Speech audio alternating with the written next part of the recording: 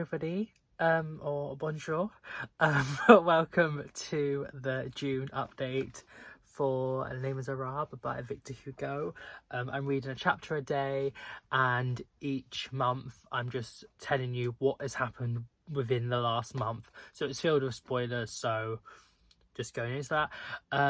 But I have read like that much more already. It's currently the 17th, so I should have updated you before I know that, but not that much has happened, to be honest. But anyway, where I left you, we was talking about a Paris urchin and sort of like who they are and what they represent of the city and the country. And then we learn about a boy called Gavroche, I believe, and he is sort of like an urchin person, despite the fact that he does technically have a home and a family. But there's a little quote from the bit. It says, he had neither hearth nor home. Well, I mean, technically, but anyway, nor any regular source of food, yet he was happy because he was free. And I think that sort of epitomizes sort of quite a lot of what he had said before about the urchin and how, like, the way they go about and this sort of like freedom from, you know, like the constraints of society in some sense, but also there is hardship involved with that lifestyle. For most, it is put upon them. But this boy, he does go back sometimes to his home that he shares with his parents and two sisters, but they don't really like him, and he is sort of like pushed aside. He took the name Gavroche, probably pronouncing that wrong, and it said perhaps for the same reason that had caused his father to adopt the name of John Durette. And the John Durettes live in this Gorbeau tenement, which was where Valjean and Cosette were living for a short time before Havert sort of captured them in some sense. And I believe this family, from I'm guessing, is the Fernandiers, because they had two daughters and a younger son quite a lot after, and the mother really did not care for him at all. And the father is also just, you know, he doesn't really care for anyone, to be honest. I believe they're the same family. Might be wrong, but when I've predicted things, they have come true. So anyway, and they live next door to a young man called Monsieur Marius. And then that is, he said, we will concern ourselves with them now. And then we go to book 2 in this part, and it's talking about a Monsieur Guillemot. Did not pronounce that right, I know I didn't. And he is sort of like a very old, I think he's like 90 something, like very bourgeoisie, sort of like upper class, like goes to like soirees and can you see it? It's big, isn't it? I should film this later really, but I'm here now. And lots of the people he associates himself with are like royalists, and I believe now the time it's set, I'm still not the best on like the politics or the history of it, the book, which I know I should really look up into, but I believe the Napoleon years have been and gone. I don't know if Napoleon has been exiled or, you know, been killed or whatever yet. I'm not sure. Was he killed or did he just die? I think, didn't he go to like Corsica? No, that's where he was from. Wasn't it like one of the Channel Islands he was sent to, like Jersey or something? I don't know, don't really matter. But anyway, so I believe the royalty are back in power, and he this Guillemot is very like, oh, I don't care for like the Bonapartes and stuff, like I don't care for like all the rank they had and, you know, all that sort of stuff. Like, he doesn't really care for that. He's like a royalist, but at the same time I don't know if he's like ardently so, but whatever. And he had 2 children, 2 daughters. One that still lives with him, I think she's like maybe 70 or something now. She is like an old spinster. That's the word he used. I don't really like that word because it sounds like it makes like unmarried women seem like such a horrible thing. I don't know, I feel like he's very bad connotations associated with the word spinster, but that is what she's called. And she's very like a hard woman. She sort of like doesn't really like gossip, but at the same time she doesn't mind like bit as well. But he also had another daughter who married a man and had a child with him, but then she died like whilst in childbirth. And the grandson does live with Gillian Ward. And then we sort of like learn about the dad. He was a soldier fighting for Napoleon. He was really, really well revered and was a great soldier and had so many accolades and stuff to his like fighting career. There was like there was like 5 pages just like of like loads of text, and it was like about sort of like what he did. I didn't really usually like that. I feel like it wasn't too bad because I at the start I was like, you know what, I don't really mind this character. I don't really know nothing about him, but I feel like he's going to be nice. But afterwards, the Gillian Ward one said that, like, you know, I will take the grandson off of you and like give you some sort of like money and stuff, because he fought for Napoleon and the royalists are now back in control, so he doesn't really have his rank anymore, even though he's adamant at still calling himself like a Colonel Baron Pontmercy. And he affixes like the Legion d'Honneur to himself, even though he's not allowed to anymore because it doesn't mean anything. And he like really misses his son, but he's not really allowed to like have some correspondence. And the grandson's aunt, so the spinster woman that lives in the family unit, sort of like directs his like letters that he only sends like 2 a year.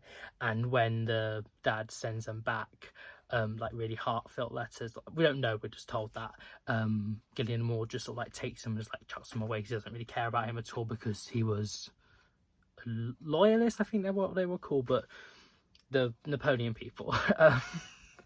And they sort of like make the grandson like grow up to think his father was just like abandoned him and like wasn't a nice person, but he still sort of like looks over at him and like watches the aunt take him to like mass and stuff. And the cure of Vernon, which is the part of Paris they live, Abbe Mabeuf, sort of like tells him about how the grandson is going on and stuff, and that's all nice and dandy. But yeah, it's really sad. I feel so sad for him, Pontmercy. And this grandson is Marius, by the way, so we have finally got to like who the character is going to be, and hopefully we get more of it now. But also, I believe he said like a little bit about how we already knew something about Pontmercy, and I think he was the soldier that when Fiendener was like pickpocketing the soldiers at the end of the Battle of Waterloo, he felt his hand and sort of like brought him back to life, but not really, just sort of like he touched him. He was like, oh, touched, like, oh, I'm alive. But he didn't, I don't think he actually helped bring him out, or I'm not sure, but he like asked for his name. He said Pontmercy. I might be misremembering, but I think that's what the thing is. But yeah, that's quite a big update. It was very long. I was like, you know what, it's going on and on, but I'm more invested now that I've sort of got more of a grip of who we're dealing with and the characters and stuff. So yeah, let's go on to the next chapter. The last 2 have been like 5 or 6 pages each, and I'm like, I want my 1 chapter days, but like it's long enough. But I'll give you an update in maybe about a week or so, and I shall see you then. Bye for now. Hello, welcome to the next update, which is the final one because I forgot to do it a week after again.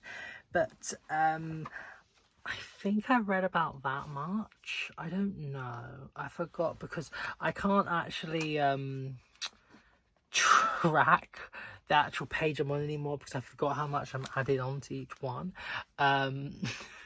Because when I read the appendix, like I think previous month, I read all those parts, which I think was maybe about 12-ish pages. So I mean, I can look it up, but it's work. But anyway, I think I left you and I was saying how I felt bad for the Colonel because he doesn't get to see his son. If I go over some things, I'm sorry, but I'm just probably going to try and be a bit quick. There's been some really long ones. Also, I missed out like 3 days in a row, and then I missed out another day, so that was bad, but I have caught back up, so it's all fine. But also at the same time I'm a bit annoyed, but I was just ill on those days and I just didn't want to read, so, well, this anyway, so I didn't, so I did it for my own self. But anyway, so it talks about these salons that the Marius goes with his granddad, and how they're sort of these ultra philosophy, I think that's what they're called, and I don't really, it's like about the restoration. It's quite confusing. But anyway, so we're just going along, and Marius has started like his law degree thing, and the Gillian sorry, got like a letter or something from the Colonel asking for Marius to come and see him, to go to Vernon, and then he tells him to do so because he is apparently ill. And then he sort of like he misses the like earlier one or something, and then when he gets there, his dad has literally just died. And then they have sort of like a funeral, and he sort of like doesn't really know like how to think about it, because like he didn't know this man, he didn't really like or respect him because he was a Napoleon fighting person and believed in that ideology, like the empire. Yeah, sort of like other people that are upset, but he's just like a bit like, I don't know what to do, like, because he basically did not know him at all. But then afterwards, I think he goes to like a church, and he actually sits in a different seat, and then the sort of like person that works in the church, like the vicar or something, says, "Oh, well, that's my seat," and he's like, "Oh, sorry," or something. And then he like starts talking about how that's why his favourite seat was this one, because he used to watch this man come and like see his son that he wasn't able to like see, and then he talks about like how like, oh, this man had recently just died and stuff, and then Marius is like, oh, that's sort of weird because I just have come from Vernon and my dad has just died, and he's like, oh, you must be him, like, of course you are. And then so he sort of understood that like his dad actually did love him, and he did, you know, care for him, and he wanted to, you know, see him when the grandfather and the aunt wasn't letting him do so. And this sort of like sparks in him a want to learn about his father and his father's ideologies, and he goes and like visits the grave and sort of like understands like how he fought, and like how like, you know, this sort of thing may be better than what his grandfather is like telling him about, like the restoration sort of their philosophy and this like ultralism, and he is more like, oh, I want to be more like my dad. The grandfather and the aunt like thinking that like he's just going to see a woman like all this time, and they're calling her like a wench and stuff, and I'm like, hun, you know, have some respect. And then this great nephew, Lieutenant Theodule Guillemont, comes and like sees them for like a little bit. He's a cavalry officer, and the aunt asks him to follow Marius to see where he's going, and he gets off of Vernon and he goes and see him like buying flowers, and he's always buying flowers for some like little filly and stuff, but he actually buys flowers for the grave for his dad.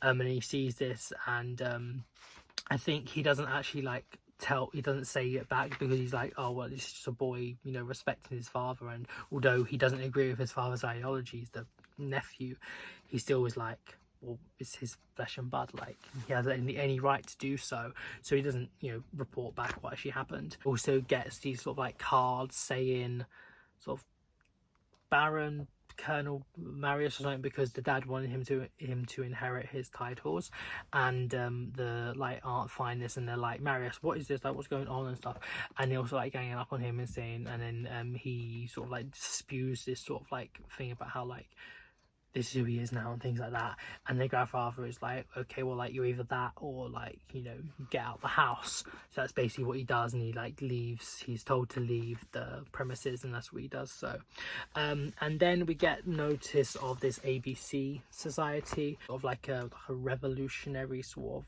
group of young men and like their thinkings, and I think like it says like when you say it's abaissé in like French, that is to say the underdog or like the people, and it's like a group of men, and it's like a long chapter, this one. You sort of like get to know the people that make it up and like their personalities and like what they sort of believe in themselves and what they add to the group and things. And Marius is coming by on like in a carriage, on his luggage it says his name, Marius Pontmercy, and this young man is outside the sort of like headquarters or whatever where the group is, like stops him and says like, oh, are you this same one that does law at the place where they're together? And he says that how he pretended to be him when the person was calling to register, because if you didn't register that you sort of like get thrown out of the course, and how like he pretended to be him so he didn't have to be put out, but the lecturer person saw him saying that name first, and then when it actually came to his own name he was told like, you're not him, and and then sort of so his real name was struck off. But he's like, oh, I don't actually care about this because I didn't want to like go along this path anyway.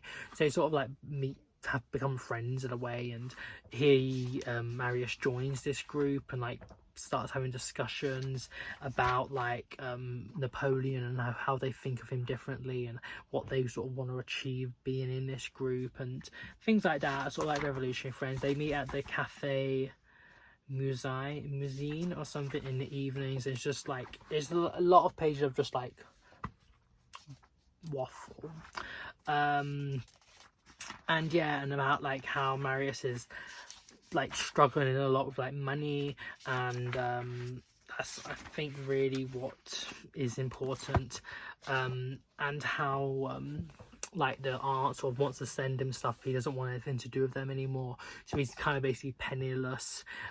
He doesn't like have like a proper job. He's trying to learn German and English so he can do sort of like translations, also while trying to get through his law degree, and sort of just like live as well, like buying food and things. He sort of like sells his like expensive, like more expensive, he sort of like sells his more expensive clothes, like watch and stuff, but it's just very much like cutting off your nose to spite your face in sort of a way, where like he's in like a bad state where he could be in a better place, but he's just doing it more for like the morals.